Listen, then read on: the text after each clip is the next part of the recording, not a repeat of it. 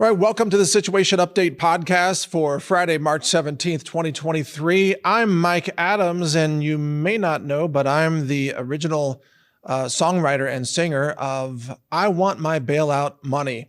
So I got to play a little clip for you right here. I Want My Bailout Money from 2008.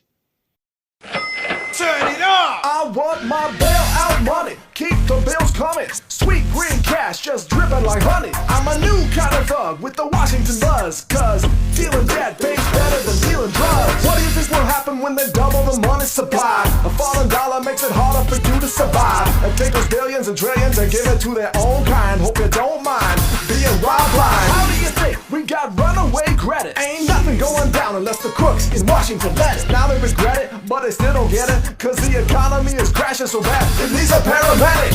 I want my bailout money. Sweet green cash just dripping with honey. Gotta keep this economy running. I need another hit of my bailout money.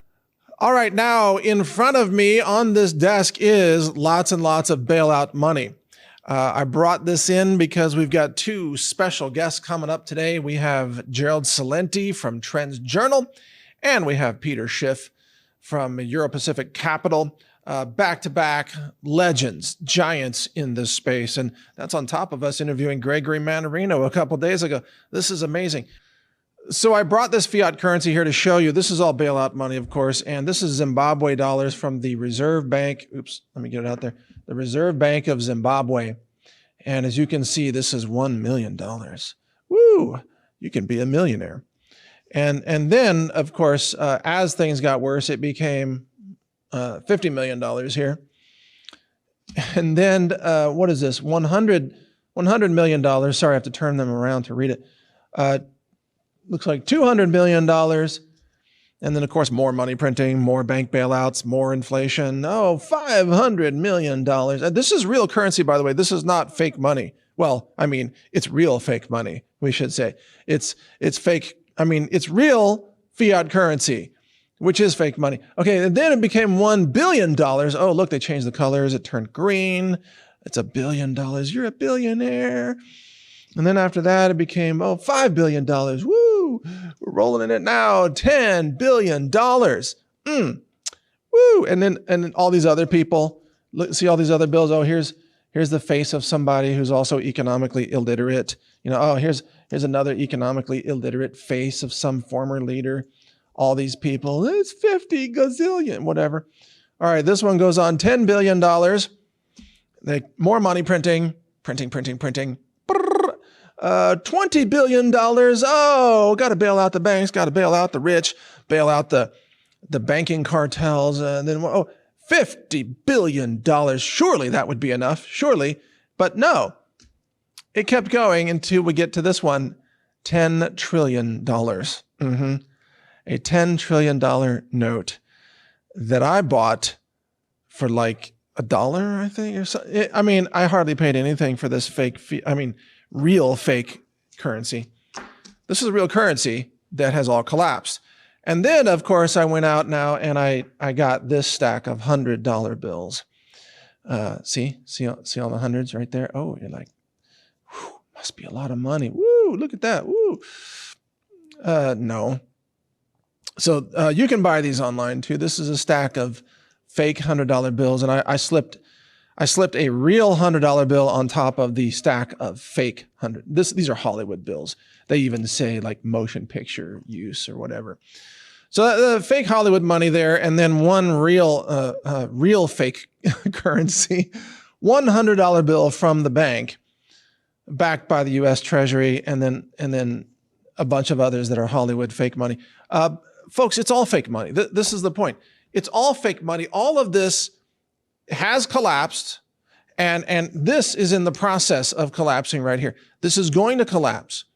The question is, when exactly, how does it happen? And I think we have a pretty good picture. And that's the focus of today's show. So in addition to interviewing our amazing guests, again, Gerald Celente from Trends Journal and Peter Schiff from Euro-Pacific Asset Management, I'm going to give you my best assessment of where this is going and what it's going to look like. Here's the big picture. Okay, number one, it's not going to fail all at once. It's not going to fail tomorrow, probably. It's going to take time. And during this time of failure, it's going to be massive money printing.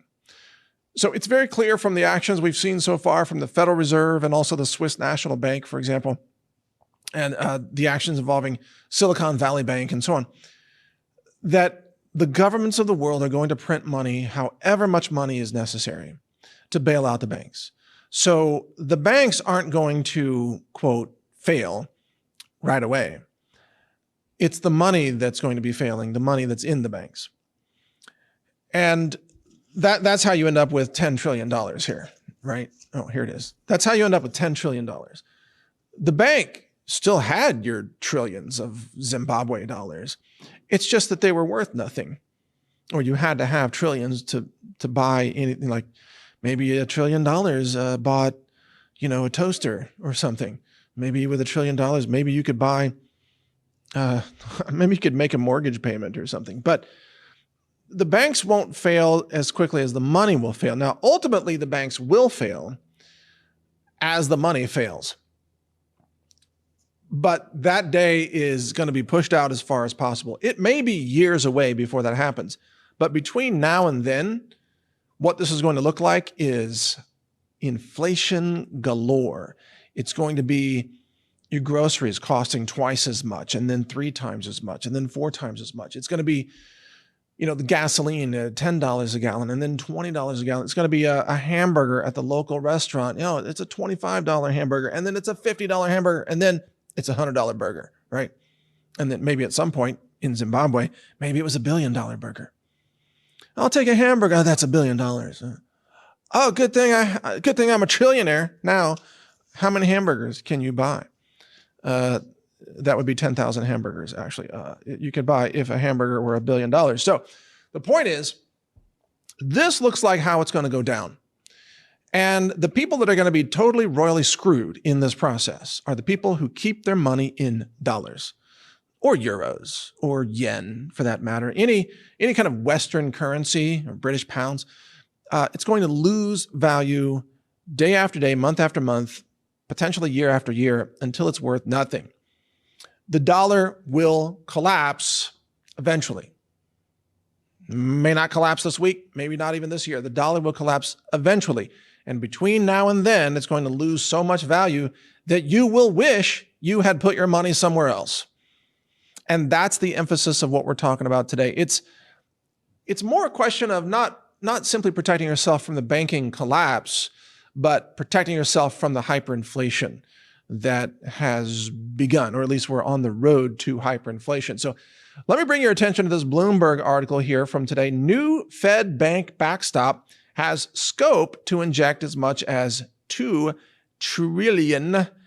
$2 trillion. And then it says, well, it's unlikely to be used by the largest banks. JP Morgan put out this analysis, by the way, and this story has been covered on Epoch Times and CNBC and others. And they've said that there's going to be essentially a $2 trillion liquidity injection into the banking system. And then Janet Yellen comes out and says, everything's good. It's all good. Totally safe. After the $2 trillion, because if they didn't do that, then the whole thing would collapse. But don't worry. They're going to, maybe they'll print one of these. That's 10 trillion. And then they'll have 10 trillion to inject in the banks, whatever it takes, you see. So this $2 trillion is going to, this is step one. This is like chapter 1, and it's going to cause inflation. It's going to ripple through, kind of like free COVID stimulus money. It's going to ripple through the system. It's going to cause massive inflation this year. So your dollars, if you have dollars in the bank, your dollars are going to lose value, purchasing value this year dramatically. And then the 2 trillion that I mentioned here on Bloomberg, this 2 trillion, a few months down the road, it's going to become, 4 trillion or 6 trillion or 10 trillion. It won't take long before this is $10 trillion. Yeah, I know, we're talking trillions. This is insane. You have any idea how much a trillion is? It's 1,000 billion or a million. That's what a trillion is. It's an insane amount of money. But this is what it looks like in the final blowout stage of the collapse of an empire and its fake fiat currency system. trillions upon trillions, and then you're gonna have like Zimbabwe currency like this, or I've got Yugoslavian currency in here somewhere. It's like 20 billion Yugoslavian dollars somewhere around here. I'm a multi-billionaire just based on all this currency. It's incredible. Never have to work again. as long as someone will just take these bills, which sadly no one will do. So the whole system is going to slowly erode to the point where the only people that have anything left are people who got out of the system. That's it. If you get out of the system and you get into something else that holds value, then you have a chance to financially survive this. If you stay in the system that is in dollars or dollar-denominated assets, bonds, bank accounts, CDs, treasuries, anything dollar-denominated will go to zero eventually. So, of course, the list of things to escape into is pretty short. And we've talked about them before, like gold and silver and land and so on. What about short-term investment instruments? I'm going to ask Peter Schiff this question today, in fact, because we have an issue at our company where we have a certain amount of capital that we have to use to purchase raw materials, because of our food business, food and supplements and personal care products. So we're purchasing raw materials and we have to have that money set aside. You can't just blow it somewhere else because we need it, but we don't want to keep it in the banks because we don't trust the banks, and we don't want to keep it in dollars because the dollars are losing value. So where do you put that money, even in the short term, to protect it from, dollar erosion risk or even bank failure risk? Where do you put it? Can't be gold and silver in that case, because I don't want to take possession of gold and then have to ship it back and then, wire money back and forth. I want something that's near liquid, but not in dollars. So we'll ask Peter Schiff that question today and see what he says. Maybe I'll get a chance to ask Gerald Celente the same question. We'll see. But perhaps there are, gold mining stocks. Perhaps there are, tokenized gold systems or something that we're going to learn about today. And maybe that's a better option. I don't know. You do your research, okay? I'm not your financial advisor, just as a disclaimer. Obviously, I'm not your financial advisor. You and I don't have a financial relationship. Do your own research, make your own decision, do what's right for you, understand your own risk. I'm just saying that the dollar is going to zero eventually, just like all these dollars did. There's nothing special about this paper versus this paper. It's all the same paper. Yeah. Hey there, Rhodey. Oh man, he loves to come up here every time I pound the desk. What do you think about fiat currency, Rhodey? You want to be a trillionaire? Yeah? You want to be a billionaire? Oh, he's doing downward dog yoga on my desk. Okay. So Rhodey is now a trillionaire. He just sat on all the currency from all the countries. His dog balls are on the Yugoslavian $1 billion bill right now. Actually, he is a dog ball billionaire from Yugoslavia. That's amazing. This guy just nailed it.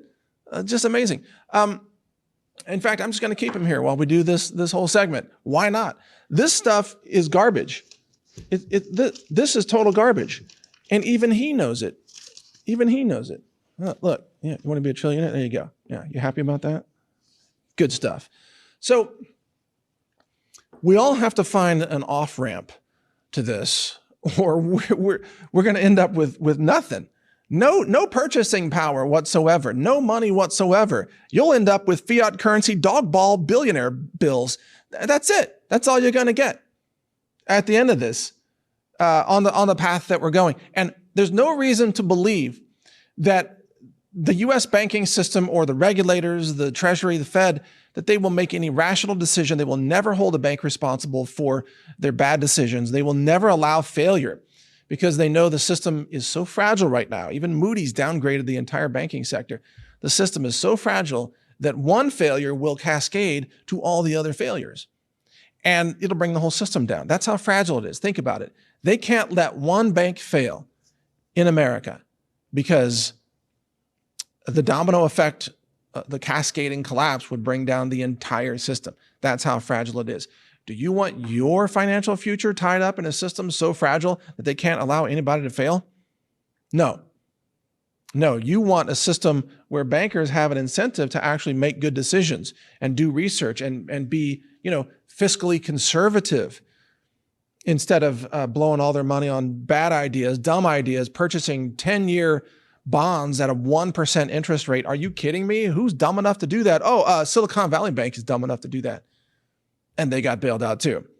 Bailing out the stupid, bailing out the woke idiots. This is indicative of our economy today. This is how our society works. They bail out the most woke idiots, the wokiest, most idiotic people that they can find. And then they say, everything's great. Don't worry, we'll just print more money. And they say, nobody has to pay for this. But then you go to the grocery store, you're like, why is this food twice as much? Just wait 6 months, folks. This is going to go to triple.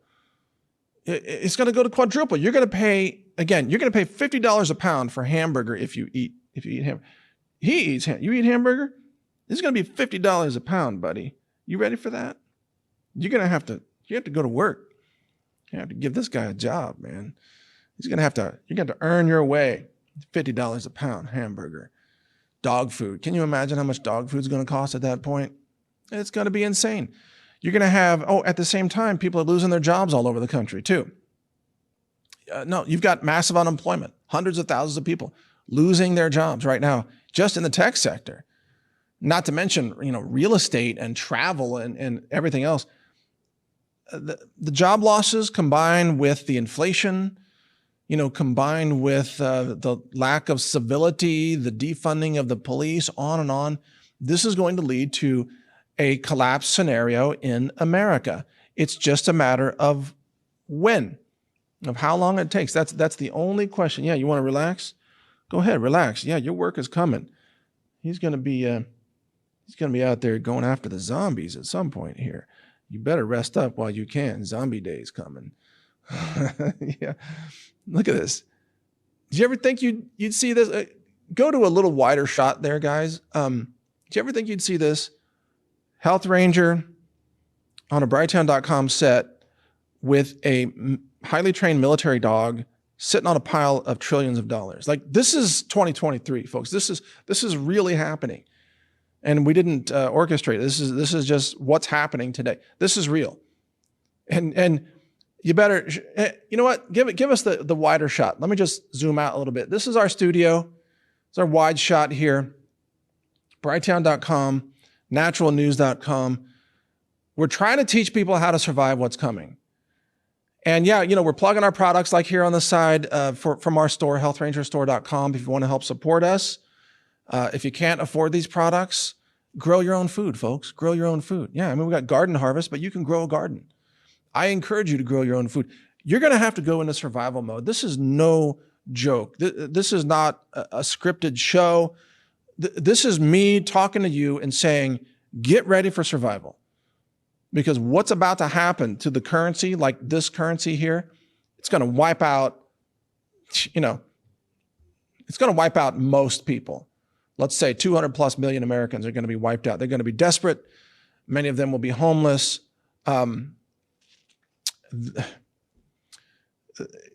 if they have their pension payments, the dollars that come in the pension check will be worthless. Some people get pensions that are pretty decent, $150,000 a year in California. What's that going to buy you 3 years from now? Not much. So yeah, you'll get your money, you get your bailout money, but it just won't be worth anything. That's where it's all going. And, look, I can go through the headlines, CNBC, here we go. Wall Street rides to the rescue. 11 banks pledged $30 billion in deposits. Why are they having to rescue another bank every single day? Every day, another bank. Why is it tens of billions of dollars or $2 trillion? Why is this happening every day? Because the system is so fragile that if they don't print the money and bail with the money, the whole thing craters. You're on the verge of a systemic total collapse of the system. Did you know that, Rhodey? You know that? Did you have any idea? That's what I thought. The average American is more clueless than Rhodey. They have no idea what's going on. At least he is sitting on a pile of money. Average American's not sitting on anything of value. And they're going to be toast when this happens. Just complete toast. You know what? I don't know what else to add to this little monologue right here, except this is the danger time, the danger zone. You better get ready. You better get ready with backup communications. You better get ready with gold and silver. You better get ready with backup food.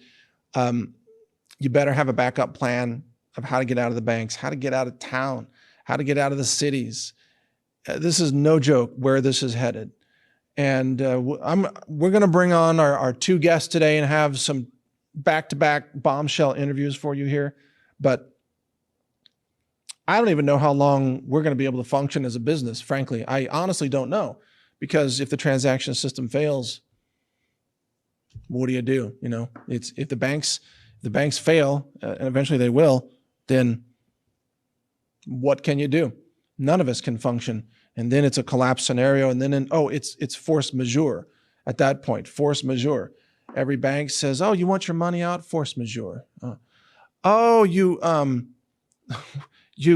think you owned this certificate of deposit? Oh, force majeure. It's not yours anymore. Oh, the gold in the safe deposit box at the local bank, you think it's yours? Oh, force majeure. Yeah, it's a bail-in. Now it's ours. See, that's how it's going to go. Force majeure, Rody. That's what they're going to use. They're going to use that on all of us. Force majeure. I know. It's sickening, right? Look at it. It's rolling in the trillions of dollars yet again. All right. Well, and this guy's energetic too. I mean, he's just being polite. Let me tell you, in 2 seconds, he could be like up and running. He's not an old dog. He's young. In 2 seconds, he could be up and running and just going crazy, fetching a stick or jumping in a pond or jumping on an intruder or whatever, you name it, man. In 2 seconds, he goes from 0 to 100 in 2 seconds. So he's being cool, which I'm grateful for that. Good job, Rody. You want to say goodbye and we're going to go to break? Hey, Rody. Say something, Rody. Rody, you want to bark? You want to bark? What do you think about the big bankers? Rody, what do you think about the bankers? Yeah, they suck. They totally suck. Yeah. What do you think about the money printers? Bark, Rody. Bark, Rody. The money printers. Yes. What about the money printers? Yeah, you get them. Roll your ass in those bills. It's worthless. Trillions. Worthless. Yeah, good job. Good job, boy. Good job. Urinate on the money. Yeah, because the whole country's pissing it away anyway. All right, thanks for watching, folks. Interviews coming up next with Gerald Celente and Peter Schiff. Woo! Today's segment is brought to you by our own store, healthrangerstore.com, and we have a really great nutritional product that I think you'll love. It's called Garden Harvest. I've got some canisters lined up for you there on the desk, and we've also got Greens Plus, which is a lot of spirulina, chlorella, and barley grass, wheatgrass, and so on. If you really want greens, go for Greens Plus. But if you want something that tastes more fruity and sweet, but still has a lot of vegetables in it that are extremely potent, check out Garden Harvest. It's called Garden Harvest Blend. It's got 10 different ingredients that are fruits. That's the most prominent part of the formula is organic fruits. And then it has vegetables as well. It's kind of a combination of the garden and the orchard, and it's super delicious to just blend into your smoothie as is. You don't have to add a bunch of sweetener to it or anything like that. You can blend it in water. You can blend it in a smoothie. It's got an amazing assortment, literally hundreds of phytonutrients that have very specific beneficial supportive effects to your body and your metabolism and, cognition and all kinds of things. So check it out at healthrangerstore.com. Look for Garden Harvest or Greens Plus if you prefer the Greens formula. We've got these in stock at our warehouse in Texas. We manufacture them. We do the testing. We've done all the lab testing on these, glyphosate, heavy metals, E. coli, salmonella. We're adding dioxin testing as well in the next few months. We do all the testing. We have ultra clean ingredients and products. That's what we provide for you. healthrangerstore.com. Thank you for your support. Welcome, everyone, to this Brighteon.com special interview with our guest, Gerald Celente of Trends Journal. You know Gerald. He's been all over talking about this for many, many years, about exactly what we're seeing now, sounding the alarm. Some people ignored him, but the wise paid attention, and they are well situated. I think Gerald Celente is the coolest cat in the Northeast, and he's not afraid to tell it like it is. So, Mr. Celente, welcome to the show. Great to have you on. Oh, thank you. Thanks for having me on. And thank you for all that you do. I've been watching you for years. I really admire the work you put out and the knowledge and information that you've been giving people. So I'm honored to be on with you. Thank you. No, the honor's all mine. I've been listening to you for way longer than you've heard some of my shows. I just got to say, you saw this coming so long ago. I mean, even from the 2008 subprime collapse, you even said after that, they didn't fix the problems. This is going to come back. And now here we are. So our audience is pretty sophisticated, so we don't have to go to the very basics, but give us your take on where we are now, where I think the Fed is talking about, or JP Morgan analysts are talking about maybe a $2 trillion injection of liquidity into the banking system. Failures are happening left and right. Where are we right now in your view? We are on the cusp of the worst geopolitical and socioeconomic crisis in modern history. Tracking trends is the understanding of where we are and how we got here to see where we're going. So when you look at where we are, look how we got here. You mentioned that, I had believed when the panic of '08 hit, and by the way, I took that domain name out in 2007, that there was going to be another big crash in 2012. I was wrong. They didn't teach me about negative and zero interest rate policy or quantitative easing in Right. Economics 101 or graduate school. They made up this crap. So then they artificially inflated the economy. You've had negative interest rates in the EU for what, 8, 9 years? Negative interest rates in Japan. Zero interest rate policy when they began the COVID war. They artificially propped this economy up. And by artificially propping it up to fight the COVID war, they pumped in countless trillions of dollars, not only in America, all over the world. And they're phony money, so the money junkies could get their monetary methadone at a very cheap price. They kept interest rates really low, so they could keep artificially propping up the markets. And what happened with the Silicon Valley Bank is just the beginning. Absolutely. Well, exactly to what you say, all this cheap money or almost free money didn't create strength in the system. It created weakness. And now to cover up the weakness, they have to keep printing more money. What do you make of the fact that the FDIC says there's only a $650 billion shortfall in bank assets versus deposits, but an independent study said it's a $2 trillion shortfall? Yeah. Go ahead. No, it's a lot of BS. And again, they're bailing out the rich. Right. You're just a piece of crap. You lose your job and you can't pay your mortgage. You have no place to live. You're nobody. Hey, but my buddies at SVB, hey, they lost a lot of money. We got to give them their money. Hey, man, you made a bad bet. You put your money in a gambler's casino and they lost. So what they're doing in bailing out, and not only here, they're doing it with Credit Suisse as well. Right. They're bailing them out. This is a lot of crap. Here, this is a cover of the Trends Journal magazine back in 2012. Nothing has changed. That's right. Nothing has changed. Who the hell? Hey, I'm Jamie Dimon. Don't you know who I am? I'm some arrogant piece of My bank needs money. We're JP Morgan Chase. Oh, yeah, we'll bail you out. Don't worry about it. You only make $35 billion a year. How they bailed everybody out during the banking crisis when the panic of '08 hit.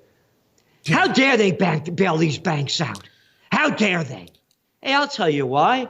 Because this is the picture that's the same thing that happened when Jesus drove the money changers out of the temple. That's right. 3 days later, man, he's on the cross. You don't mess with the banksters. Anybody with a brain bigger than a pea could see the deal. Who's the clown that's our Fed head? Janet Yellen, as we say in Italian, Miss Faccia Brut. Oh, where did she come from? Oh, she was the former Fed head? Right. Wait a minute. You're telling me the former Fed head is now our Treasury Secretary? Yeah, that's right, Celente. Get it in your head. The banksters are in charge. You are just a piece of crap like the rest of the plantation workers of Slavelandia. We are only interested in the rich and only interested in the banks. But it's also, you're exactly right. And it's insulting when they say that, we're not going to bail out these banks, but here's a bailout, and it's a bailout that nobody has to pay for. It's so insulting, like we're kindergartners, like they can trick us with pulling a rabbit out of a hat or something. Oh, where'd the rabbit come from? No, they're printing the money. And because they're printing the money, look, I brought this today. Go to camera one, guys. Look, this is Zimbabwe currency. Here it is, $1 million. And it goes on, and then it's $1 billion, and then it's $5 billion, and then $20 billion. And then the last bill I have here, Gerald, $1 trillion. And even that wasn't enough. They're putting us on the same path. I mean, this is going to be Zimbabwe money in no time. Yep. I'll tell you when the time is going to come. Send $29.95. I'm only kidding. It's these commercials. When they lower interest rates. The only reason the dollar's strong is because interest rates are up. End of story, period, paragraph. You got all this debt, $31.7 trillion of debt, plus, when you put the real numbers in, it's like $220 trillion. When the dollar's going to crash. And then you have all these BRIC nations, they had enough of the United States military and economic hegemony. They've had enough. Matter of fact, they talk about Zimbabwe. The news was this week, they're even getting off the dollar. And look what just happened last year in 2022. Not ancient history. This is only March. So let's go back only a couple of months. The central banks had a record year of buying up gold. They know how bad this thing is going to get. So the dollar is going to crash when they start lowering interest rates, which they're going to start doing this year, by the end of, possibly before the end of the year, but definitely in 2024. They do it all the time. This is not brain surgery. This is very simple. Every time before the presidential election, they lower interest rates to keep the clown in charge. But again, look who our Treasury Secretary is. Exactly. But in the meantime, so they say they're going to raise for a little while until they do exactly what you said, which is they'll start sharply dropping rates. But as they keep raising rates, aren't they causing more unrealized losses in the assets of the banks that are supposed to hold depositors' money? Oh, yeah. If it's $2 trillion short now, it'll be $4 trillion by the summer. Here is what no one's talking about. We've been writing about this for 3 years. We began writing about it in March of 2020. Office building bust. Yeah. Let's go back to SVB, Silicon Valley Bank, right? They're con artists. First, that's number one. Artificial intelligence, artificial flavors, artificial. Come on, shave it, man. Don't want artificial music. They're con artists. So let's go back to the Silicon Valley bust, what happened with the bank. No one's talking about this. And talking about not having the money there and office building bust. The bank busted because when they launched the COVID war, the first people to lock down, that little freaky cat with the beard, that Twitter guy, Dorsey. We write about this in detail in the Trends Journal as it's happening. In February of 2020, he was supposed to take a trip to South Africa. He canceled it, told everybody to stay home. And then one company after another, the tech geeks, the little freaks, Microsoft, Facebook, Google, one after another closed down, lockdown, go home, work from home. I'm going back to Silicon Valley Bank and the bust that's coming. And remember, commercial office building bust. So now what happens, everybody's working from home. You got to stay home. You got all these little arrogant clowns called politicians telling you to stay home. Their business is booming. People are Zooming to work. They're Zooming learning. Their schools are closed down. They're buying stuff online. The thing is booming. It's booming. The stocks skyrocket. Let's go back to Silicon Valley Bank. Oh, all those phony IPOs, all those SPACs that they were backing. Yeah, when the COVID war ended, let's go back about 2 months ago. The NASDAQ was down, 33% from its high? So now you saw the Silicon Valley Bank bust because that's one of the big reasons. And then, of course, the other one is as interest rates go up, all those treasuries they had are worth nothing. Right. Now let's go to the office building bust. What's your office occupancy rate around the country? Well, according to Castle with a K, it's 50.4%. In New York City, it's like 47%. That's unreal. Right now, again, we were writing about this before it happened in 2019. You go to New York City back then, and I'm a New York City guy, east side, west side, all around the town, for rent, for lease, for rent, for rent, for rent. This is before the COVID war that's launched in 2020. Everything was overbuilt. Everything was overbuilt. Now the COVID war, now you have 50%, let's say, occupancy rate in America, the 10 largest cities. Now my lease is up. Do I want 12 floors? No, I'll only take 2 because people are coming in only 2 and 3 days a week. Fridays are dead. Yep. Fridays are dead. Friday, man, used to be party time. Woo, out of work. Let's go, have some fun. No more. Happy hours, gone. So not only the office buildings where they're losing the tenants, but all the people, all the businesses that depended on commuters. Now let's go back to the office building. Who are they owned by? The bigs. The bigs own it all. They can't pay their bills because they have a different kind of variable rate loan that goes way up as interest rates go up. Now, as interest rates have gone up, they're losing tenants. Your office occupancy rate is in the toilet. You are going to see a banking bust. So when you asked about the $2 trillion, no one is talking about this. Keep the building, man. I don't have the money to pay it. Right. So this is, wow.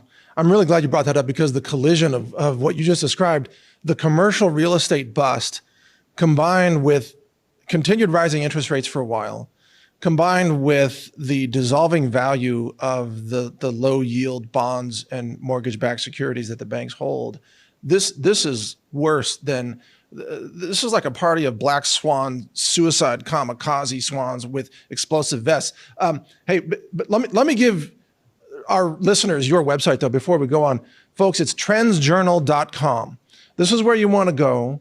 I'll ask Gerald here to describe it for you, what else you find there. But not only do you have the articles and the videos, and of course, Gerald Celente does a lot of interviews. Here he is with Judge Napolitano right there. But you can subscribe. You can get tomorrow's trends today at trendsjournal.com. And Gerald Celente has been right again and again and again. All right, so the website's trendsjournal.com. Gerald, what else can people get as a subscriber to your service? Well, what they do is we're the only magazine in the world, and I'm not saying this, if anybody could show me, please let me see it, that provides in-depth socioeconomic and geopolitical trends analysis and trend forecasts. And we're the only ones that do it. You can't find it anyplace else. So we tell you what's going on, what's next, and what it means, and what you might want to do. There are no advertisers in the magazine. This week's magazine is about over 170 pages. Wow. No ads. No ads. I've never worked harder in my life. Never, never, never, never. And we're doing everything we can to help the people prepare, prevail, and prosper in these dangerous times ahead. And again, you ready? The grand total of $2.86 a week. Nothing. Yeah, nothing. That's nothing. Nothing. So we're doing it as I say to people, put your money where your heart and mind and soul are. And that's what we're doing. I've never worked harder. We're doing everything we can to give everybody the best that we can. Because these are the most, again, I'm not a kid. I'm 76 years old. I'm a Napolitano born in the Bronx, right after World War II, right at the height of free times and free be who you want to be. I've been around. I was the assistant to the Secretary of the New York State Senate at 26 years old. I ran major political campaigns in Westchester County, the richest county in America back in the day. I was the chief government affairs officer for the chemical industry back in the 70s, killing environmental legislation at the height of the environmental movement, because all I wanted to do was make money and have a good time. Didn't start growing up until I was around 32 years old, putting my meetings on at the Hay Adams and staying at the Willard Hotel. I have pictures of me when I picked up Ronald Reagan in 1976, 2 days before he's announcing he's running against Jerry Ford, and put on a brunch with 16 of our board of directors. I've been with presidents, prime ministers, and princes. I know the deal. I wouldn't know it if I wasn't on the other side. And when I'm telling everybody, we are in the worst crisis in modern history. What they did with the COVID war and locking down humanity was beyond what anyone could have imagined if you did a science fiction movie. And to prove the political science of the crap that they did, what was the first thing that people did when they filled them with fear and hysteria? They went out to the supermarket and bought toilet paper. Right. But you can't make that crap up. What I'm telling people, what they just did with that is an example of what's coming next. It's going to be a lot worse. I want to ask you, if we don't stop it.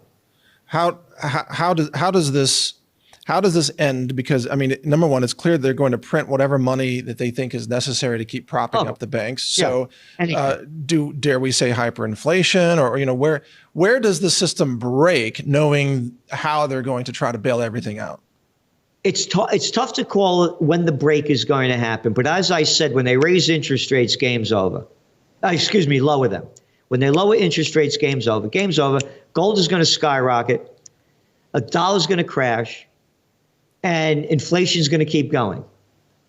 We call it dragflation. You're not allowed to say drag anymore. Drag anymore. Take it easy. You can say it here. You can say anything you want here. I'm only kidding. Yeah, I'm kidding.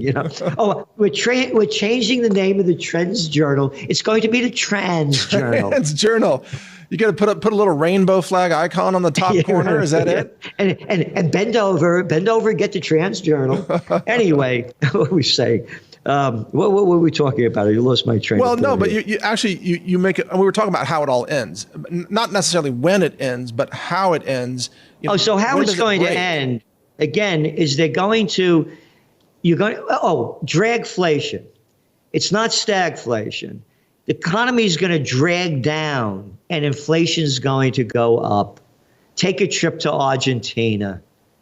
They've been raising interest rates. You know what their inflation rate is now? 103%. Over 100%. Yep. Yeah. That's crazy. And again, I put all this failed fiat currency on my desk here today for you, Gerald, for this interview, because I've been collecting some of this, Yugoslavia and Bolivia, Argentina, Chile, and whatever. All these nations, but again, this is my favorite is Zimbabwe, because Gerald, I'm a trillionaire. I'm a trillionaire right now. Look at that. I didn't know it was going to be this easy. Elon Musk, eat your heart out. But isn't this the history of? I mean, this is us now. This is exactly where it's going. This is the decline of humanity in front of our eyes. It's the beginning of the end. It is the, if we don't have a renaissance, it's over. The Renaissance happened, by the way, right after the Black Plague. The people got hip to the scene. We're killing ourselves with all the filth and crap and stupidity. So what they used to say in Italy was alla romana alla antica, in the manner of the Romans and the ancients, to describe the quality of their work and what they were producing. They went back to when it was great. And that's what we need a renaissance. Look at the crap that people eat. Look what the country looks like. I go out, I go out to nice restaurants, and I got guys my age wearing baseball caps and people younger wearing baseball caps on backwards. What do you want? You're going to put a catcher's mitt on next? I mean, look what the people look like. I just did this, by the way. I showed a bunch of my friends, because they had a bank run now, of course, the Silicon Valley Bank. So I went to Google and I put bank run 1933. And then I looked at the images. You should see the way the cats are dressed in 1933. Oh, yeah, sharp. Looking sharp. And now they're wearing dungarees. No, they're not dungarees. They're blue jeans. Yeah. Oh, and the women look really hot in those overalls, man. Woof. Looking really, yeah. I grew up at a time of mini skirts, man. Now you need maxi skirts. I don't know if they can make them big enough. Look how low the country's gone down. Look, as I said, they got it wrong in the King James Bible. They said the meek shall inherit the earth. The geeks have inherited the earth. Ooh. They spelt it wrong. Yeah. Look at the crap that they look like. I wouldn't want to look like a Zuckerberg, you could keep your money, Jack. Don't want it. You too, Gates. Yeah, close the gate on you. Don't want to be near a cat like you. They've sucked the joy out of life. Everything artificial. I grew up at a time, man, of, rhythm and blues, Motown, really hot music, people playing it. You don't have to play with your heart. We could synthesize it. We're dead little freaky geeks. Not an ounce of boogie, not a drop of jive. Oh, you don't have to think anymore. We have artificial intelligence. That's where the whole country's gone. If we don't change this and come back to humanity, it's finished. And see, you respect history, and I know I don't know if our audience knows, but you when interest rates were almost zero, you actually purchased an historical building in New York. Wasn't it a post office previously, or what's the story on that? I own three of the most historic buildings in America. Really? I'm in Kingston, New York. Kingston was the first capital of New York State, the third Dutch settlement. It was burnt down by the British, by the way. It was the first capital. The Constitution that was written for Kingston, when it was the capital, over 70% of America's Constitution comes from here. Wow. Right across the street, I could hit it. I could throw a rock and hit it where the courthouse is. John Jay, he was a judge over here. I was looking to leave the country back in 2010 because I was fed up with the crap. I'm making a very long story short. I'm in Berlin. We were opening the magazine. And Berlin was grander than Paris before it was bombed out. And I spent a lot of time in Paris. I used to date Marie Pierre. And matter of fact, Marie Pierre's brother, Francois, was the left shoulder of Jacques Chirac and Mitterrand, the presidents of France. And my close combat teacher used to go there and work out with the guys at Palace Élysée and show these guys what we were doing. Yeah. So anyway, I'm in Berlin and I'm saying to myself, why didn't the people stop this before it was all destroyed? It was grander than Paris before it was bombed out. I came back and there was the Franz Roggen house was for sale. It went up when I was away. And I bought it. And I bought the two other buildings, the 1763 Dr. Jensen House and the 1774 Academy, which was one of the first public schools in America. Wow. I bought these three buildings when no one wanted them.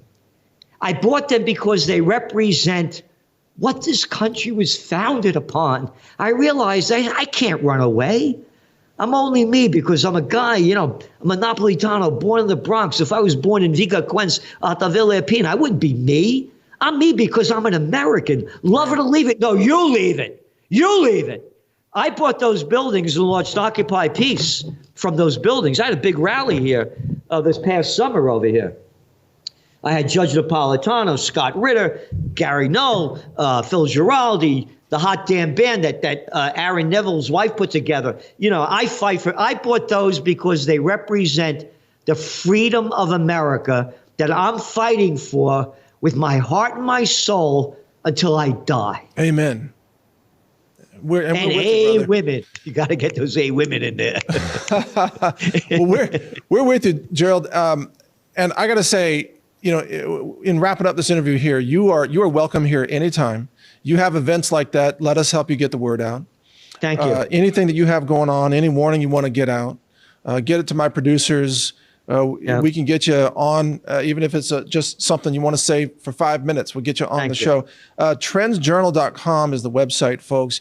You got to get in tune with what Gerald's saying because he's nailing it. If you want to know what's going to happen, you need to know the trends. So you need to read Trends Journal. Any final thoughts before we wrap this up today, Mr. Celente?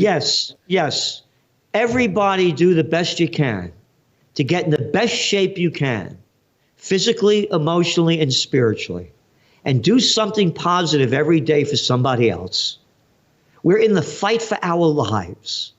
I'm heartbroken to see where this is going. I'm a trend forecaster. I look ahead.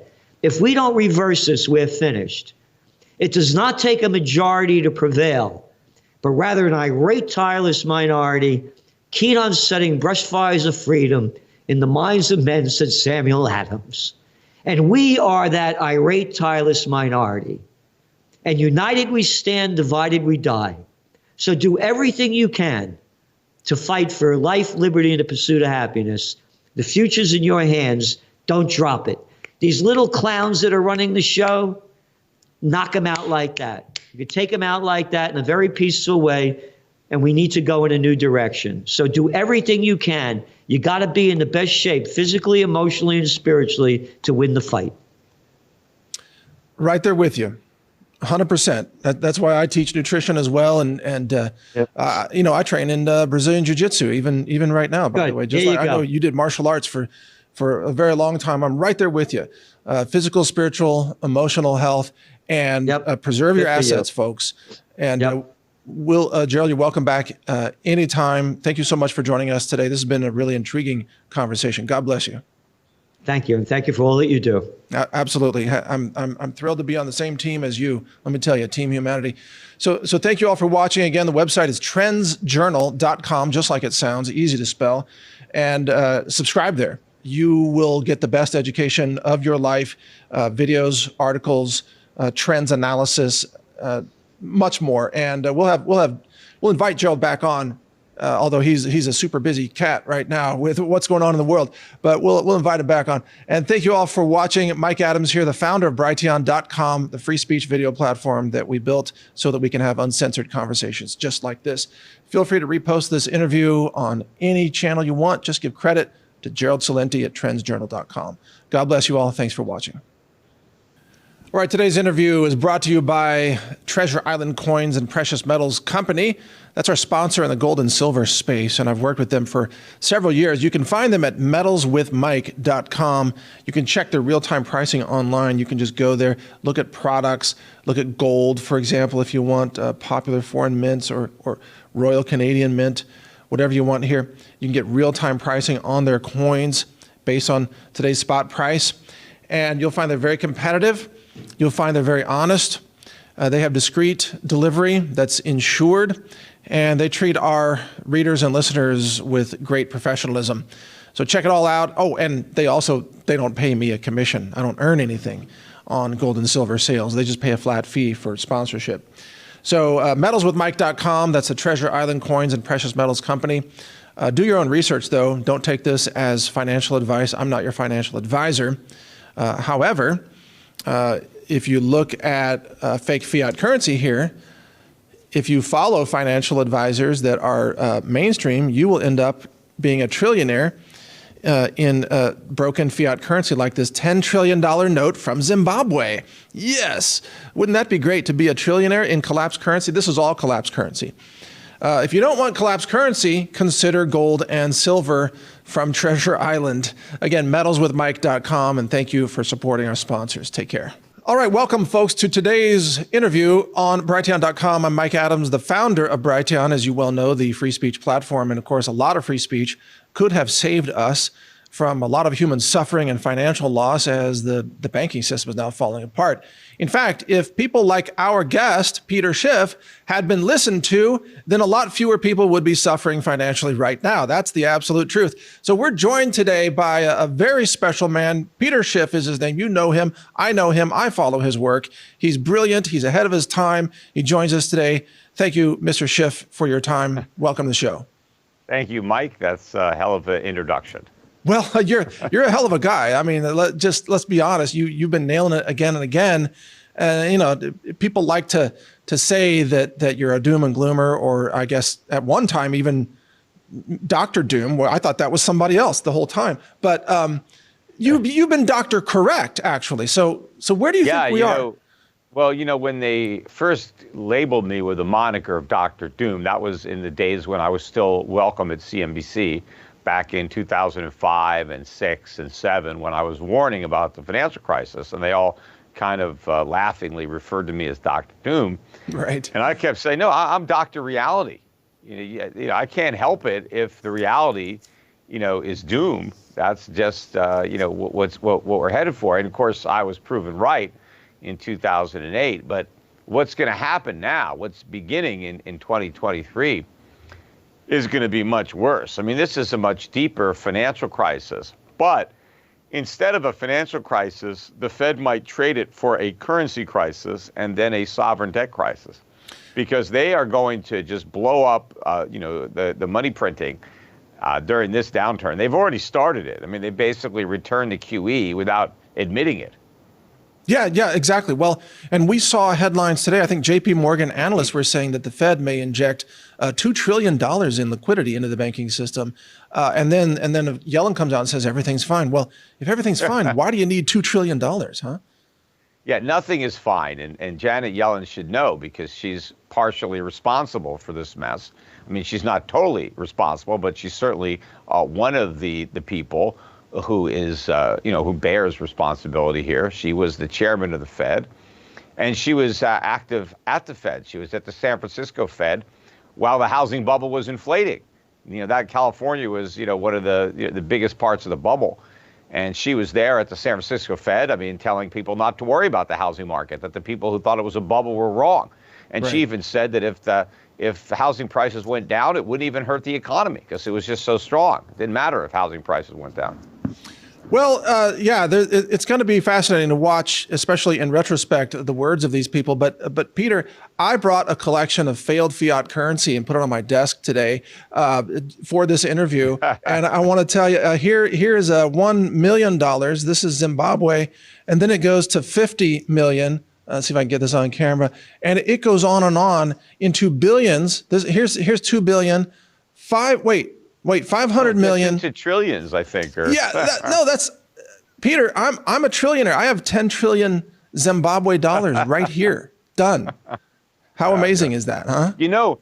At one point, I forget what year it was, maybe the 1970s or so, one Zimbabwe dollar and one U.S. dollar were at parity. So that just shows you what could happen. You have a whole graveyard of dead fiat currencies. They've all died. None of them survive. And I don't think the current crop will be any exception. The only question is, how much longer do they have? What's their lifespan? Well, let me ask you that, but you're right. I also brought a stack of $100 bills here. I don't know if you can see, but yeah, there's my stack of hundreds.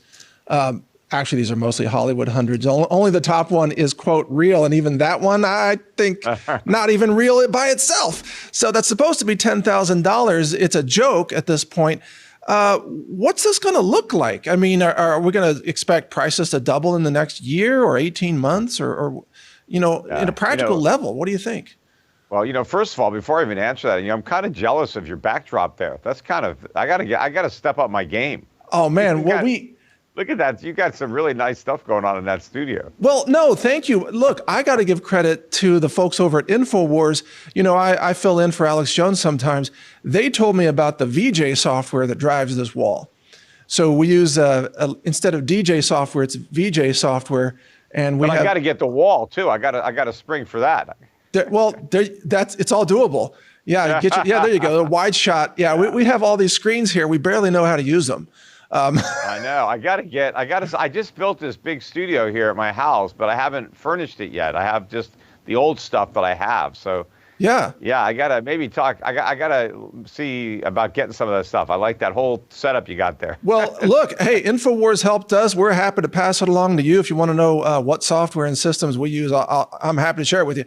But aside from the razzmatazz here, the content of what you're saying is so critical right now. And you've been the one voice in the wilderness. Well, maybe not the only one, but one of a few that has. The establishment loves to make fun of you and say, "Oh, it's never going to happen," and here it is. It's happening. Okay, so the debate's over. What was the question you asked me? Because I complimented your studio there, and then I forgot to answer your question. In fact, I don't even remember what it was. Well, the question was, when are we going to be paying double for groceries compared to today, roughly? Oh, I mean, soon. I think. I mean, we're already paying double for a lot of the things at the grocery store. You look at certain prices and they've gone way up.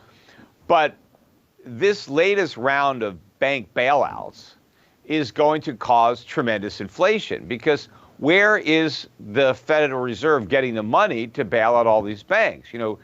President Biden made it President Biden. No, I think that's accurate.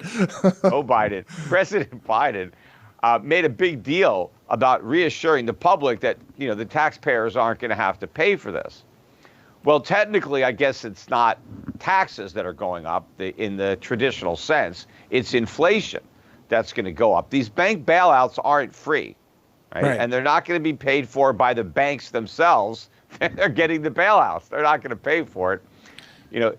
It's the American public that's going to pay for it. But the way they're going to pay for it is through inflation, because the Federal Reserve is going to have to create out of thin air trillions of new dollars and add it to the money supply. Yep. It's going to give the dollars to the banks, and the banks are going to give the Fed their treasuries and their mortgage-backed securities, except they're going to give the Fed maybe 60 or 70 cents worth of treasuries and mortgage-backed securities, and they're going to get a dollar, right? They're not going to get the market value for those securities, which is what we would get if you or I were dumb enough to buy U.S. treasuries, 20, 30-year treasuries a year or two ago when they were yielding 1%. If we were dumb enough to buy them, and then we wanted to sell them, we could only get maybe 70 cents on the dollar, 60 cents on the dollar. But the banks that were dumb enough to buy them, they could get 100 cents on the dollar from the Fed, but the Fed doesn't have any money. Yeah, and the Fed doesn't have any money. It's losing money itself. The Fed is getting bailed out by the Treasury because the Fed doesn't have any money. But then again, neither does the Treasury. So the Federal Reserve has to print money to give it to the Treasury to bail itself out. But all of this means that the dollars that we all hold, I mean, I don't hold them because I get rid of them as fast as I get them. But the average American has got dollars, and those dollars are going to buy a lot less as a result of these bank bailouts. So when Biden or anybody in the government or in the media says, "Oh, the government acted prudently, we've saved the day, we've reassured that your bank account is safe." Nobody's bank account is safe. When the government tells you that your bank account is safe, it's because it's not. And the reason it's not safe, it's not because the banks are going to fail. The government has already said, we're not going to let them fail. Now, that's a mistake. They should let insolvent banks fail. That's how capitalism works. But, we don't have that anymore. We have socialism. And so the insolvent banks won't fail. They're going to be propped up with inflation. But what that means is every single bank account in the country, even the people who are banking with solvent banks, their accounts are going to lose tremendous value because the money in their accounts is going to lose its purchasing power through inflation. So no bank account is safe. Everybody with a bank account is going to experience substantial loss of purchasing power. And so the smart thing to do is to withdraw your money from the bank. I mean, your savings, you got to keep short-term there to pay your bills. But money that you don't need for a year or two or 5 years, whatever, don't leave it at a bank because you're guaranteed to lose because prices are going to go way up. So you should pull your money out of the bank and do something else. Buy gold, buy silver. That's a better savings vehicle than fiat currencies. Or invest. Get into stocks. I buy foreign dividend-paying stocks for my clients, value stocks. Some people buy real estate, but what you can't own is dollars or a bank account, because you're going to lose. Right there with you on that 100%. In fact, let me bring in the company that you have, Euro Pacific Asset Management. The website is europac.com. That's PAC, Europac or Euro Pacific Asset Management. Now, let me pose an actual practical question to you, Peter. My own company, we Health Ranger store, we do foods and so on. And, we buy and sell millions of dollars worth of food every year and supplements and so on. We have obviously operating capital in the bank. And this question is going to apply to a lot of our listeners. And so we have operating capital in the bank. We don't want it in the bank, but we need it near liquid. So we don't necessarily want to take possession of gold and silver where you have to send it back and sell it back. We know we're going to need to spend, $1 million per quarter on raw materials. How can your company help a company like us be out of the banking system in near liquid assets where we don't have to take physical possession? Well, my company, the one we're talking about, Euro Pacific Asset Management, that we're not here to help you manage your cash flow or pay your bills. So to the extent that you have money that needs to be liquid to buy or pay for, goods and services, there you need to leave it in a bank or some type of institution. But we don't trust the bank. Well, the banks are all going to be bailed out. So what you can't trust is the money in the bank. That's the problem. So the money that you're going to use for short-term purposes, even if it loses value, it's not going to lose that much because it's not there that long. You're spending it. What I'm talking about is the money you don't need day to day. If you have money in your business that you don't need, that you just want to keep it for a rainy day, but you're probably not going to have to tap into it, that's the kind of money that you want to send to me to manage, because there I can put it in assets that will beat inflation. So as the dollar is losing value, your account with me is gaining value. So now you'll have more dollars in the future. But you don't want to send me the money that you need, for next month's rent. Okay. You leave that in the bank. Now, eventually, I think the world will move away from fiat currencies. And I think a lot of people will start transacting in gold again through the internet, through the blockchain, or private companies will tokenize gold. And then you'll be able to transact in gold. You'll be able to use gold to pay your bills because the person you're paying is going to want to get paid in gold. Exactly. But that's when the dollar really starts to lose money rapidly. When we're like Argentina or something like that. And then you can't even risk keeping your short-term money in dollars. It's not that bad yet. Okay. But even if inflation is 10% or let's say 12% a year, you're only losing 1% a month. So if you're turning your account over every month, all right, it's 1%. It's not the end of the world. But when you start losing 10% a month, right, when you have 120% inflation, now, you got to worry about, the money you leave in the bank overnight.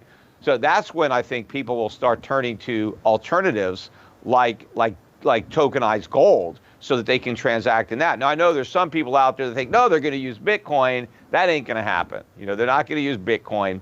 But they could easily use digital gold or digital tokens that are backed by real gold. Yeah, well, I have questions for you about that. But first, about your asset management company, just on behalf of our audience, what's the minimum amount of money that someone needs to start with you on that? Well, first of all, we have 5 mutual funds that I manage, and you can buy those funds. I think our minimum is $2,500, and most large discount brokerage firms have them on their platform. The big full-service firms don't, right? Like if you have an account at Merrill Lynch, they won't let you buy my funds at Merrill Lynch.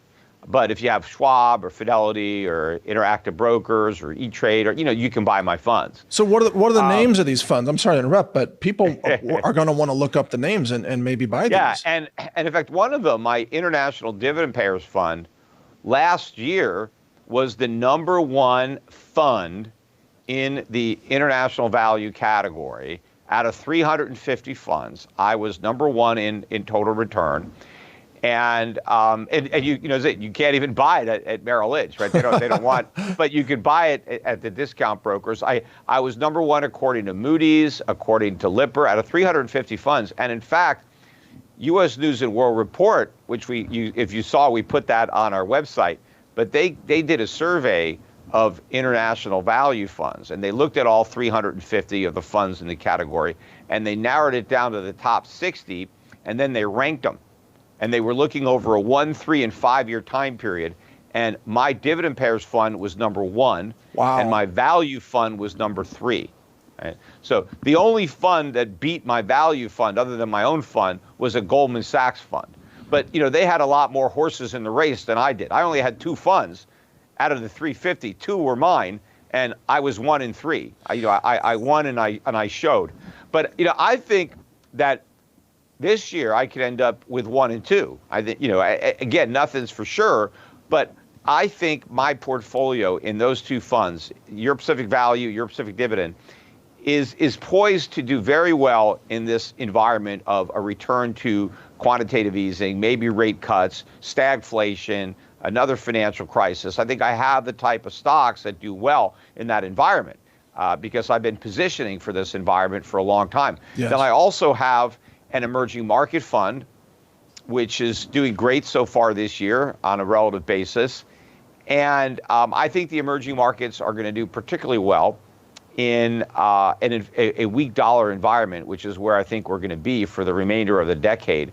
So I think emerging markets are going to do better than developed markets. And certainly I think all developed markets that are outside the U.S., I think will beat the U.S. So I've got that. Then I think the fund that is going to deliver the best returns, but of course with the highest risk, but I think that it's going to end up being worth it, is my gold fund, the Europe Pacific Gold Fund, because I think gold stocks are just going to go up 10 times, 20 times. Some of them will go up 50, 100 times. Some of these really small ones.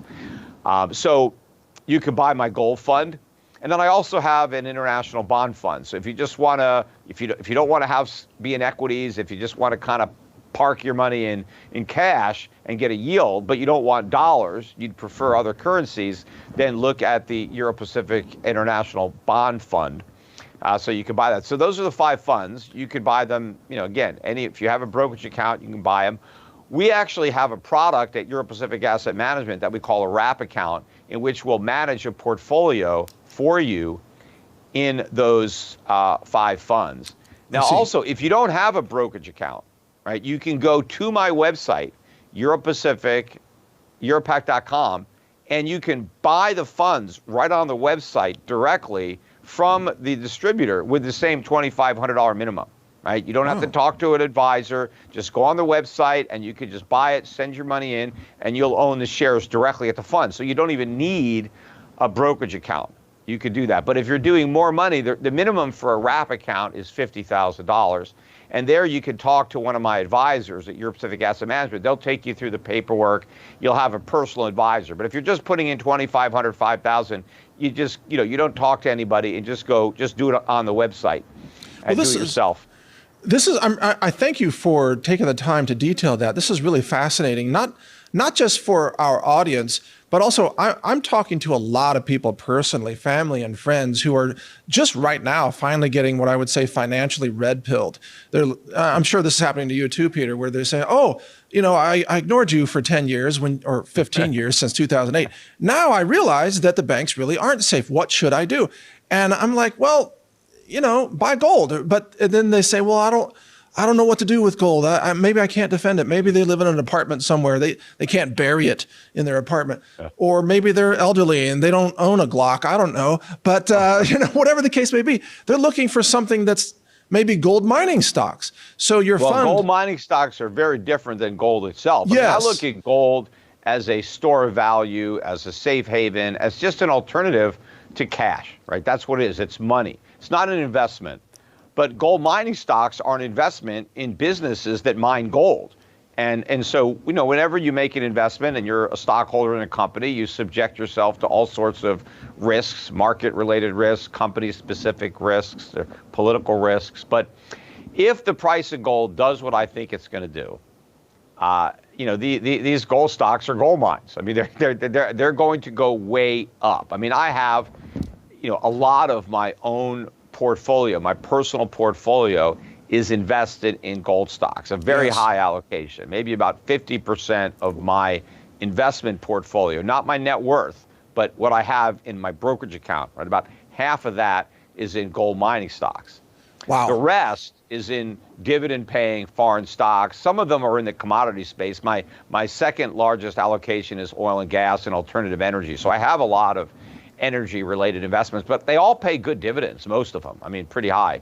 And so I'm getting income off these investments, and I don't need the income because I have income working, so I can reinvest the dividends in more stocks. I mean, that's what people need to be doing when they're building for retirement. What Wall Street tells you to do is buy these stocks that don't pay any dividends while you're working, and then when you retire, you can sell those stocks and buy bonds and get some income. Well, what if by the time you retire, the stocks that you bought have crashed and they're not worth very much? Right. And if you sell them, you can't get much income. You see, I build portfolios for people, and we have separately managed accounts too, that you can have an account that's individual stocks too, not funds, and you could talk to my brokers. But I build portfolios that you don't have to sell when you retire. So you have a portfolio that's paying 5-6% dividend right now, right? But it's also stocks that are growing their earnings and should appreciate and grow their dividends. So as you're working, when you don't need the income, you take the dividends and you reinvest them and you buy more stock. Then when you retire, you've got this big portfolio of income producing stocks that's even larger because you've compounded your returns by reinvesting those dividends. Now, when you go to retire, it doesn't matter what the price of those stocks are because you don't have to sell them to retire. You just stop reinvesting the dividends and you live off the dividend income. That's right. See, that's a much better strategy than betting on a Ponzi scheme. Oh, I'm just going to hope these stocks go up, and when I retire, I'm going to hope they're high. What if they're not? What if the price crashes? I'm buying stocks, doesn't matter what price it is, because you're not going to sell. You're just going to spend the dividends because they're real businesses generating real income. And the reason that this strategy is going to work, I think, so well is because I'm buying foreign stocks. So my income is coming from foreign currencies. And if the dollar really goes down, then when you translate those foreign currencies back to dollars, your dividends will be far more valuable. And so, they'll go a lot further when you spend them here in the United States. That's the thing. Everything that in all your videos and interviews, everything you say makes perfect sense. It's logical, it's rational, it's cause and effect, and it's just that some people choose to ignore that for whatever reason because they'd rather believe Jim Cramer for some reason. Peter, I really wanted to ask you today about your take on what's happening with Credit Suisse and also the First Republic bailout in the United States. But first, Credit Suisse, the Swiss National Bank has said they're going to step in with however much money is needed to prevent this thing from collapsing. Seems like the same plan that the Fed has for printing money in the U.S. What's your take? Well, I don't think any banks should be bailed out. The fact that banks are bailed out is the problem. We've set a precedent and created a moral hazard by bailing out banks. And because everybody expects a failed bank to be bailed out, the banks take a lot more risk than they would take in a world where they weren't going to be bailed out. I mean, why should we create a special privilege for banks? Why is it that if a bank is in trouble, it qualifies for a federal government bailout? I mean, where in the United States Constitution does it authorize the United States government to bail out failed banks? It doesn't. I mean, that's not a role of the U.S. government. I want bad banks to go out of business. And if bad banks were allowed to go out of business, fewer banks would be going out of business because fewer banks would be bad because they would be forced to be responsible because their depositors would force them to be responsible. You see, when the depositors are sure that the government will bail out their bank, well, then they just give their money to any bank, whatever one is the closest to my house. That's where I'm going to put my money. Who gives a damn what they do with it? I don't care because it's all government guaranteed. But if everybody knew that the government wasn't guaranteeing your bank account, you wouldn't just put your life savings in a bank without doing a little research on that bank. And, you don't have to be, a financier yourself to pick a good bank. Just like, I go shopping for cars. I'm not an auto mechanic. I don't have any expertise in how cars work. I buy cell phones. I mean, I'm not an electrician. I mean, or an engineer. Or I don't need computer science. I don't know how any of this stuff works, right? I buy stuff all the time. I don't know how it works. So, but there are consumer reports out there. There's other ways I can do my research to try to figure out, what brand I trust, what I want to buy. The same thing would happen with banks. We had banks in this country before we had deposit insurance. We didn't get any deposit insurance at all until the Great Depression. So we managed to go from, 1789, whenever we signed the Constitution, to 1933 or 34 without any deposit insurance. We financed the Industrial Revolution without any deposit insurance. We had big banks, lots of people put money in banks. It all worked fine. And in fact, even during the Great Depression, with all the bank failures, only about 2% of the value of all the money on deposit in all those banks was lost.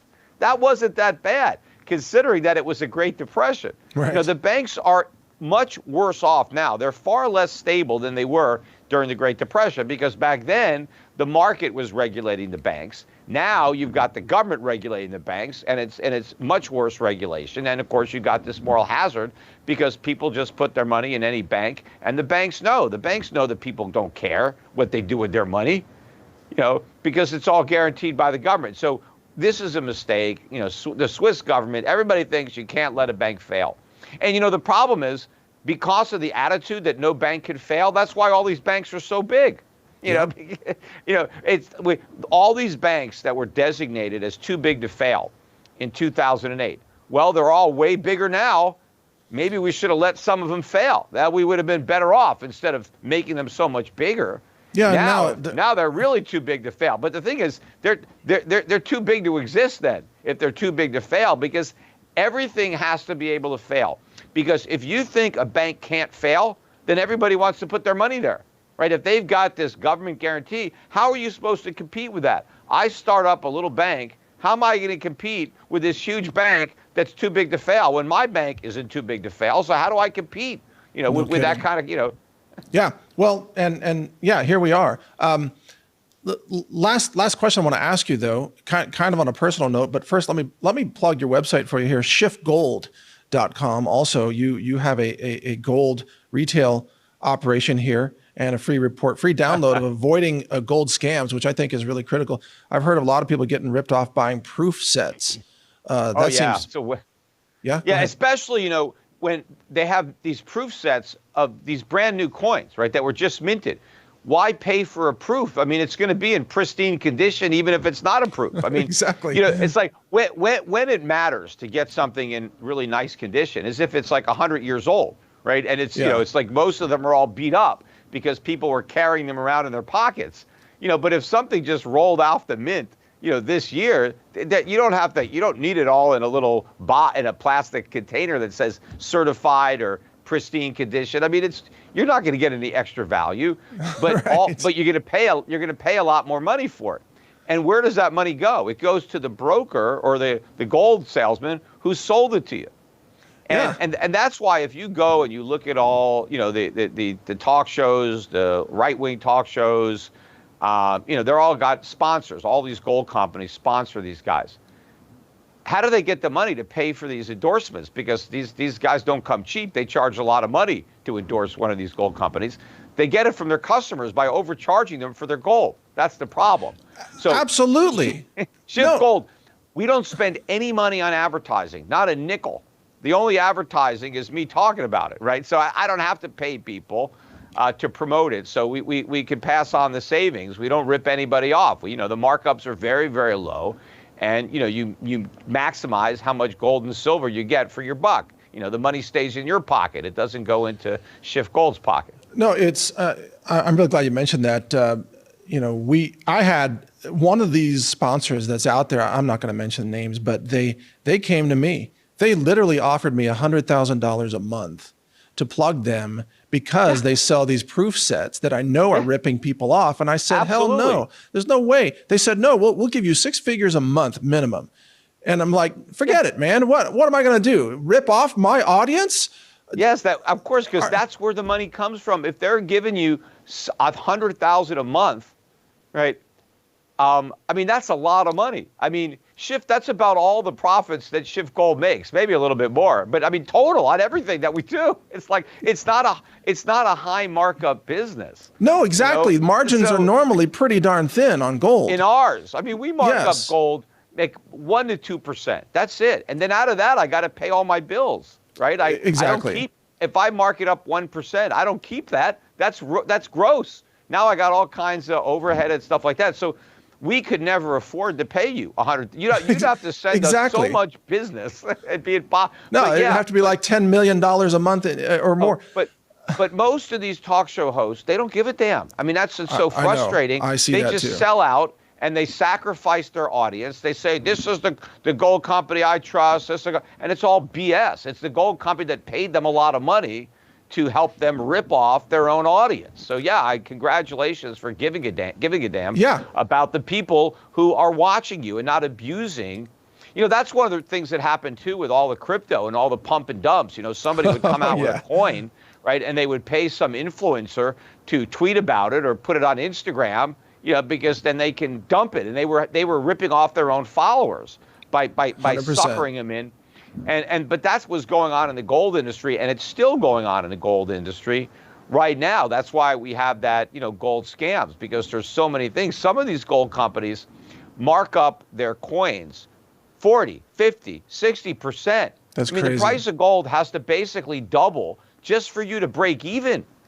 And they that's bury bonkers, it in the man. fine print. But they take advantage of these older people who listen to these talk show hosts, and they just trust the talk show hosts, and so they buy from whatever gold company they recommend, and they get ripped off. No, It's very unfortunate. We're on the same page, and the sponsor that I do have that I've had for years also is right with you, Peter. They rail against these scams, the bait and switch, the proof sets, all that stuff, and they get a lot of hate for that. But you know what? At the end of the day, folks, you better get the most ounces per dollar when you're in this translation. And Yeah, and there are other, Schiff Gold's not the only honest gold and silver dealer out there. I mean, there's plenty of, you just don't know about us because we can't afford to advertise. right, exactly. And that just shows you how small the gold market is right now. Nobody is buying. Believe me, when business really picks up, when more people realize that inflation is here to stay, and the business at Schiff Gold, when it grows, tenfold, right? I'll be able to afford to advertise when I have enough volume to do it, right? And then, and so then people will know about us. But right now, since the business is so small, right, the pool that we're all divvying up, there's no way you can advertise. You can't advertise on CNN or Fox without ripping off your customers, because there's no way you're going to be able to do it. Given the fact that Schiff Gold is out there, you can't compete with us if you have to buy those ads. You can come on here at no charge, anytime, all the time. Yeah. I will gladly give you publicity and mention schiffgold.com because you know what you're talking about. So that's an open door. But last question, just to be sensitive to your time, kind of a personal question. Has anybody apologized to you yet? Because you were right. You were right. You were right. Maybe you were a little bit later, but you're still right about exactly what's going down. Well, anybody? The only people that apologize. So in 2009, right, Ben Stein apologized to me. He was one of the guys that was kind of laughing at me and making fun of me in 2007 and stuff like that. So Ben Stein apologized. That was a long time ago. But I forget, most people haven't apologized. I mean, they still make fun of me. They still think I'm wrong, or I'm just a stop clock. But the stop clocks are the people who have been bullish for the last 15 years or even longer, because they didn't understand the problems underlying the economy. They didn't understand all of the mistakes that the Fed has made and what the consequences of those mistakes will be. The problem is, I see this so clearly and so far in advance that if it takes a long time for everybody else to figure out what I knew from the beginning, they think I'm wrong all those years. Right. I'm not. They're wrong all those years. I'm just right. It's just because so many people are wrong, that's what allows it to continue for such a long period of time. The bubble gets bigger and bigger and bigger because nobody knows that it's a bubble, except the guys that are on the outside looking in saying it's a bubble, it's a bubble. But now the air is coming out, and people don't understand it. I mean, and when COVID first hit, and I saw immediately the impact that was going to have, because we were telling people not to work, and then we were printing more money. So we were producing less and printing more. That was a recipe for massive inflation, and now we're having to eat that. But still, the mainstream was worried about deflation. Deflation, they're printing money like crazy, and nobody's working, and these fools are worried about prices going down. Prices were going to go way up. And now, we've been creating inflation for 20 years. We had interest rates at zero. We printed all this money. The Fed's balance sheet got to $9 trillion. Now we're going to have to live with decades of high inflation and potentially hyperinflation based on, the way these policies are evolving. So we'll see if some people apologize when we finally get that kind of outcome, which is, my big picture forecasts have been for collapse of the dollar, skyrocketing gold prices, the dollar losing its role as the reserve currency. So these are like the big end game things. And so maybe some of the apologies will be reserved until those things happen. But of course, by then it's too late to follow my advice. If you wait until I'm right about everything, then it's not going to help you. I mean, exactly. You're broke by then. So you have to look at the things I've said, the things I've written over the past 15, 20 years, and say, hey, you know what? 98% of what this guy said would happen has happened. In fact, all the stuff that he said would happen, everybody else said was impossible. It would never happen. So I think I've got a very good track record of understanding the big picture. Has everything that I predicted come to pass? No. But you have to, gauge, do you think if I've got so much right, what do you think the odds are that I'm right on the rest of it versus just following the advice of people who have gotten everything wrong? Including, the people who have run the Federal Reserve, yes. and make your investment. I mean, get out of the dollar, get out of harm's way and inflation proof your portfolio. It's not just crash proof this time, it's inflation proof. Really good point. Very important advice, folks. I encourage you to do your research. Check out the Euro-Pacific Asset Management Company as well. I'm going to look at a couple of your funds there, Peter. Now that you told me about them, I'm interested personally, but I'll look at those. Sure. The website is europac.com, like Euro-Pacific, europac.com, wealth management services. I'm not paid anything. Peter Schiff's not a sponsor here. He's just a very informative guest of the show and someone who I've listened to for many years. Peter, you've taught me a lot about macroeconomics over the years. So I thank you for all that you've done. And I thank you for joining me today. Oh, appreciate you having me on as a guest. Take Absolutely. Care, you're welcome here anytime. So thank you so much. And for those of you watching, share this video anywhere you'd like. Give credit to Peter Schiff at europac.com. Of course, I'm Mike Adams, the founder of Brighteon.com, free speech platform. Thanks for joining us today, everybody. Be safe. Take care. All right, today's interview brought to you by the satellite phone store, sat123.com. Check it out. I brought my satellite phones here today. You can see them in front. That's the Inmarsat sat phone. And then the Bivy stick on the right there, that's the satellite-based texting, text communications device. You can send and receive text using any mobile phone as your interface, and then that device talks to the satellites.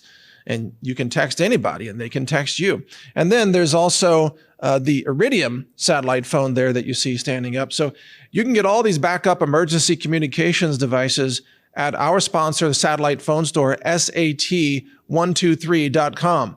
And as you can see on their website, the satellite phone store, they've got specials. They've got Inmarsat and Bivy stick combos.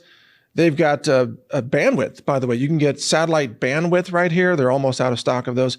Here's a special that gives you a sat phone, a Faraday bag, solar panels, and a power station with lithium iron phosphate batteries so you can be off-grid with power. They also have the EcoFlow systems here as well for off-grid power, solar power to charge these devices. And then these devices can run small blenders. They can charge power tools. They can charge your phones, your laptop, all kinds of things like that. So check all of this out at sat123.com. And we appreciate you supporting our sponsors, but more importantly, we appreciate our sponsors making this available to our readers and listeners, because this is life-saving hardware. That's why what I'm showing you right here, I just pulled it out of my car and put it here on the desk. This is what I travel with, folks. That's in my car everywhere I go, because you don't know what kind of crazy emergency is going to happen these days. You could get stranded somewhere and you need to make a call and the cell towers don't work because the power grid's down. And so you need backup satellite communications. SAT123.com. A quick note here out of the studio. I just want to disclose that until today, I owned no mutual funds, no stocks or bonds or anything. I was not in the market at all. But after interviewing Peter Schiff, a few hours later, I did purchase $5,000 of, or no, $4,500 of one of his funds, the Euro Pacific Gold Fund Class A, symbol EPGFX. So I do want you to know that I did purchase that fund because I was so impressed with the interview. A few $1,000s.